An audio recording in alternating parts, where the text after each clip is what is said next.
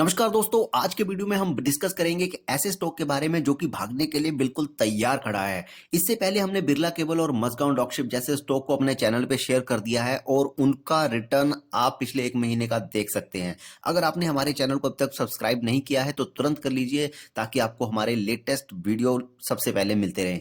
अगर आप निफ्टी का यहाँ पे सेटअप देखें तो आप देखेंगे कि ये 20,000 का टारगेट के लिए निफ्टी अपनी रफ्तार धीरे-धीरे पकड़ रहा है और इसके नीचे ही चल पड़े हैं कुछ ऐसे स्टॉक्स जो कि पिछले कुछ टाइम से रुके हुए थे और इनमें से हमारा जो ब्रेकआउट स्टॉक है आज का उसका नाम है सीडीएसएल, जिसमें कि हम कुछ महीनों से कंसोलिडेशन देख रहे थे। इस लंबे कंसोलिडेशन के बाद ये स्टॉक काफी अच्छा रनअप देने के लिए तैयार है। सबसे पहले हम जान लेते हैं सीडीएसएल के बिजनेस के बारे में। तो सीडीएसएल की शुरुआत होती है 1999 में, जिसको कि लाया गया था एक secure convenient depository system provide करने के लिए। जिस तरह हम अपने पैसों को बैंकों में सिक्योर तरीके से रखते हैं उसी तरह स्टॉक्स में पैसा डीमैट अकाउंट में रखा जाता है और यही डीमैट अकाउंट खोलने की सुविधा हमें सीडीएसएल से मिलती है। हम जब भी किसी स्टॉक को बाय या सेल करते हैं तो हमारे ब्रोकर के थ्रू वो रिक्वेस्ट जो है वो सीडीएसएल के पास जाती है और उसका कुछ फीस जो है वो सीडीएसएल अपने पास रखता है। जितने ज्यादा डीमैट अकाउंट ओपन होंगे और उनमें जितना ज्यादा ट्रांजैक्शन होगा सीडीएसएल को उतना ही फायदा होगा। भारत में अभी भी डीमैट अकाउंट जो है वो बहुत कम है। आने वाले टाइम में ये बहुत तेजी से आगे बढ़ेंगे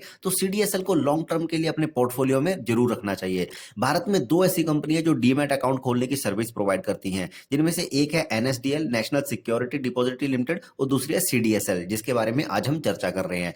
तो सीडीएसएल 2017 में आईपीओ के जरिए स्टॉक एक्सचेंज में लिस्ट हुई थी। तो अभी तक इनके पास 7 करोड़ से ज्यादा डीमैट अकाउंट्स ओपन हैं और डिटेल में इस कंपनी को स्टडी करने के लिए चलते हैं स्क्रीनर पर, जिसका कि हम देख रहे हैं कि मार्केट कैप है सीडीएसएल का 13,400 करोड़ का और करंट मार्केट प्राइस चल रहा है 1282 रुपीस पे।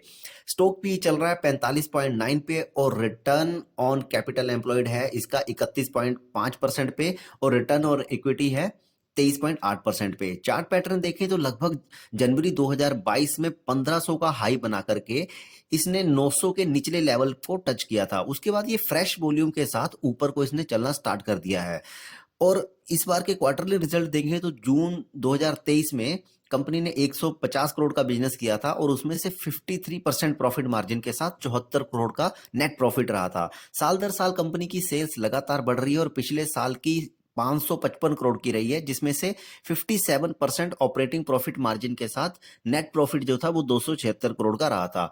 कंपाउंडेड सेल्स ग्रोथ भी पिछले 10 सालों की 20% पे है। बैलेंस शीट में देखें तो कंपनी के पास 1109 करोड़ का रिजर्व है और बोरोइंग्स तो बिल्कुल भी नहीं है। बोरोइंग्स ना होने का मतलब ये कि कंपनी को अपने नए पैसा लगाने के लिए कहीं से भी उधार लेने की जरूरत नहीं है। कंपनी के पास जो रिजर्व में पैसा पड़ा हुआ है उसी का इस्तेमाल करके ये आगे अपने ऊपर इन्वेस्ट कर सकते हैं। शेयर होल्डिंग पैटर्न के बारे में यहाँ पे कोई भी डेटा अवेलेबल नहीं है। तो हम चलते हैं इसके चार्ट पैटर्न को, जहाँ पे हमने देखा था कि स्टॉक जो है वो हमारे हिसाब से फ्रेश रनअप देने के लिए तैयार है।